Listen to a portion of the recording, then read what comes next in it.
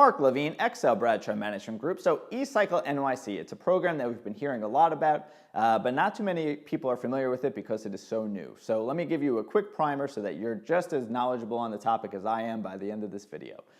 January 1st, 2015, it became illegal in New York City to throw out any electronics that are deemed as recyclables in the regular trash. And if you're doing so, you will be subject to a penalty. So the e-cycleNYC program came about as a partnership between the New York City Department of Sanitation and Electronic Recyclables International, Inc., which is a company that specializes in recycling electronics and wiping their hard drives clean and taking out all the important components. So recyclables now include mobile phones, computers, DVD players, DVR players, tablets, printers and scanners, hard drives, and anything else that essentially plugs in and has a storage function. Those are no longer permitted to go out with the regular trash, and they have to be recycled separately. In the normal trash, you are still permitted to put normal appliances such as blenders and vacuums, stoves, refrigerators, essentially all of the non-electronics that I discussed as needing to be recycled, those could still be put out. And for some reason, the Department of Sanitation gets a lot of vacuums, so people aren't yet quite caught up with what they actually can and cannot put out. Also, batteries are not to be recycled. If they're alkaline batteries, they could be put into the normal trash. If they're rechargeable batteries, a lot of times when you go to, let's say, a Staples or a Best Buy and they are selling rechargeable batteries, they will have a program where you can actually give back the battery to the one that you want to recycle. They'll take it back as part of a program. So depending on how big your building is going to let you into storage bins or just storage rooms.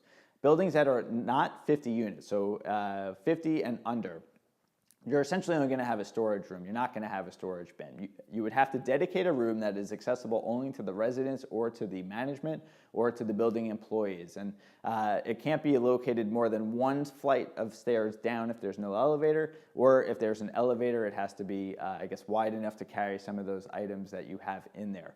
Once you fill up 20 items, you can call the Department of Sanitation, the e-cycleNYC program, and they will set up to have you picked up within 3 business days. If you're 50 units and above, that's when you start to get into the storage bin. And there are 2 different sizes that are small and larger. I have the dimensions actually probably in the description of this video and also on ebmg.com/blog. If you search out this blog post, you will find the actual dimensions of those 2 bins. They're stainless steel bins that roll in on wheels, and they actually have locking wheels so they won't move too much.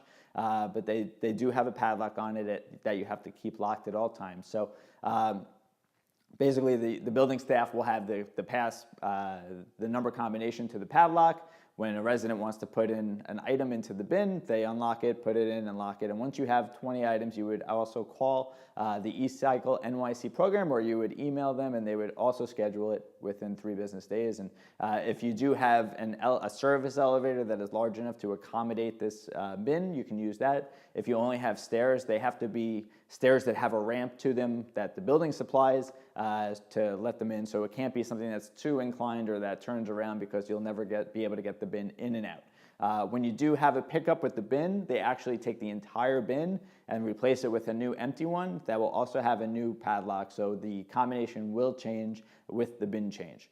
When you're above 250 units as a building, that's when you get to the outdoor events, and you can coordinate with the e-cycleNYC program to have an event any day of the week, and you usually need I believe 60 days notice, and it's a maximum of a 4-hour event, and it has to be on the common property, such as a parking lot or something that the building could accommodate a large truck and also the bins outside.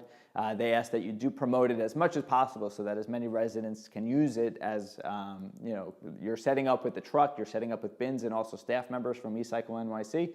So they don't want to waste their time, they don't want to waste the building's time, they want to make sure that everything is there and ready to go. And they'll probably ask that you have a sign-up sheet in advance and show, just how many people you could expect. So that's basically an overview of the e-cycleNYC program. if you have less than the 50 units and you don't really think that you're going to ever get 20, what if you have a 5-unit building and you don't think you're ever going to get 20 pieces of electronics in the storage room, I would recommend that you donate them at Goodwill or Salvation Army, one of those organizations that will take them as a donation. Or if you have a mobile phone or just something simple that needs to be dropped off, you could do so, let's say at Best Buy at the entrance of the store. They actually do have bins for different things. So there are workarounds to the e-cycleNYC program, but if you sign up, what's really important is if you get a violation from, let's say your neighbor puts a TV on your curb and it goes out with regular garbage and you're stuck with a ticket because it was on your property, if you appeal and you show that you're in the program, the judge or the Department of Sanitation may go easier on you because you are showing that you're part of the program and you're committed to recycling, and you can be hopeful that they'll take that off because of your contribution to it. So I hope that's helpful. That's a quick overview of the program. As I said, I'll put more information in the description of the video and also on the EBMG website, ebmg.com/blog. If you want to share this on social media, I would love to have that go around, as so many people need this information and it's really important. If you want to like us on Facebook, you could find us at facebook.com/xlbradshaw. If you want to follow us on Twitter, we are at xlbradshaw. I'm Mark Levine from XL Bradshaw Management Group. You can always email me at mblevine@ebmg.com. I always love taking questions, whether it's related to this or something else. If you have any comments or suggestions for different videos, I love hearing that as well. So there you have it. That's the e-cycleNYC program. Started January 1st, 2015. Well, it started before that, but now it's a law. So I hope that's helpful. Until next time.